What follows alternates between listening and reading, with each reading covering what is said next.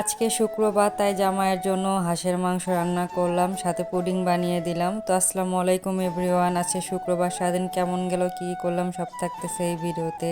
আশা করি আজকের ভিডিওটা আপনাদের কাছে খুব ভালো লাগবে। যদিও আজকে শুক্রবার, বাট আমার হাজব্যান্ড আজকে দুপুর থেকে রাত পর্যন্ত বাসাতেই থাকবে না। 11:30টার দিকে চলে যাবে বাসা থেকে, কারণ 12টা থেকে 6টা পর্যন্ত আর ডিউটি আছে।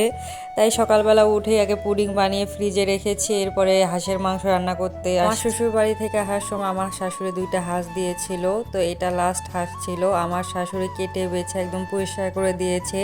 আমি যা 3বার ওয়াশ করে আমি রান্না করতেছি। আর আমার শ্বশুর বলেছিল সরিষার তেল দিয়ে আর বেশি করে পেঁয়াজ দিয়ে একদম ঝোল কম রেখে হাঁসের মাংস রান্না করলে অনেক মজা হয়। আর আমার মায়ের স্টাইলে হাত দিয়ে মেখে আমি হাঁসের মাংসটা রান্না করেছি। পেঁয়াজ বেশি করে দিয়ে সব মশলা, শুকনো মশলা, বাটা মশলা একবারে দিয়ে হাত দিয়ে মেখে দেন হাঁসের মাংস হাত দিয়ে মেখে আমি পানি ছাড়া প্রায় 10-15 মিনিট কষিয়ে নিয়েছি। এরপরে গরম পানি দিয়ে বেশি করে ওটা একদম ঝোলটা গায়ে গায়ে মেখে রান্না করে নিলে হয়ে গেল হাঁসের মাংস রান্না। এরপরে পুডিংটা ফ্রিজ থেকে বের করে নিয়ে এটা আনমোল্ড করলাম। আমার হাজব্যান্ড তো খুব খুশি, কারণ পুডিং সে প্রচুর পছন্দ করে। পুডিং আর হাঁসের মাংস যদি দুইটা একসাথে পাই সে অনেক খুশি হয়। হাঁসের মাংস দিয়ে ভাত খেয়ে এবং পুডিং খেয়ে আমার হাজব্যান্ড চলে গেল ডিউটি করতে, এবং আমি পুরো বাসাটা এখন ক্লিন করব। দেখে মনে হচ্ছে তেমন নোংরাই না, বাট আমার মেয়ে প্রচুর নোংরা করে। মুড়ি বাসায় একদম ছিটাইছে, তাও ভেজা মুড়ি।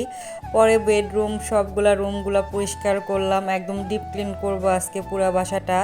এটা ভাবলে আমার কাছে খুব শান্তি লাগে যে শখের বয়সে আমার একটা সংসার আছে, একান্ত নিজের, যে সংসারে আমার মন মতো সব কিছু চলে।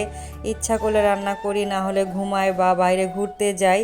বাহা দেওয়ার মতন কেউ নাই, আলহামদুলিল্লাহ ফর এভরিথিং। আমার শখের একটা মেয়ে আছে, আমি সবসময় চাইতাম আল্লাহ যেন আমার ঘরে একটা ফুটফুটে মেয়ে দেয়। আল্লাহ দিয়েছেন। একে নিয়ে আমার জীবনটা এত সুন্দরভাবে পার হয়ে যাচ্ছে, আলহামদুলিল্লাহ আলহামদুলিল্লাহ। প্রত্যেকটা মেয়েরই স্বপ্ন থাকে নিজের একটা সংসার হবে, আলহামদুলিল্লাহ আমি না চাইতে নিজের একটা সংসার পেয়েছি বিয়ের 2.5 বছর পর।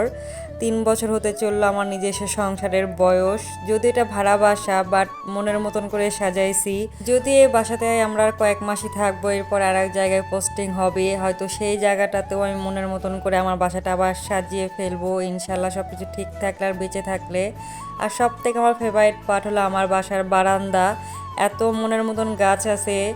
এক সময় আমার বাসাতে কোনো গাছই ছিল না, প্রায় 1.5 বছর, কিন্তু এই বাসায় এসে আমার জীবনে অনেক কিছু পেয়েছি আলহামদুলিল্লাহ। কথা বলতে বলতে ক্যামেরার পিছনে আমি সব কিছু পরিপাটি করে রাখলাম, পুরো বাসাটাও ক্লিন করা হয়েছে। লাস্টে আসলাম রান্নাঘরে অনেকগুলো থালা বাসন জমা হয়েছিল, এগুলো সবগুলা ক্লিন করলাম। এরপরে পরিপাটি করে রান্নাঘরটাও গুছিয়ে রাখলাম। অনেকের মনে প্রশ্ন জাগতে পারে প্রত্যেকদিন এতগুলো থালা বাসন কিভাবে জমা হয়। আমার মেয়েকে অনেকবার অনেক কিছু তৈরি করে খাওয়াই এবং একসাথে আমি মাজি, কারণ আমার মেয়ে ছোট, বারবার রান্নাঘরে এসে মাজা অনেক কষ্ট হয়ে যায়। এই জন্য সব কিছু জমা করে লাস্টে আমি একবারে ক্লিন করি, সেটা ঘুমানোর আগে হোক বা দুপুরবেলা রান্না করার পরে হোক।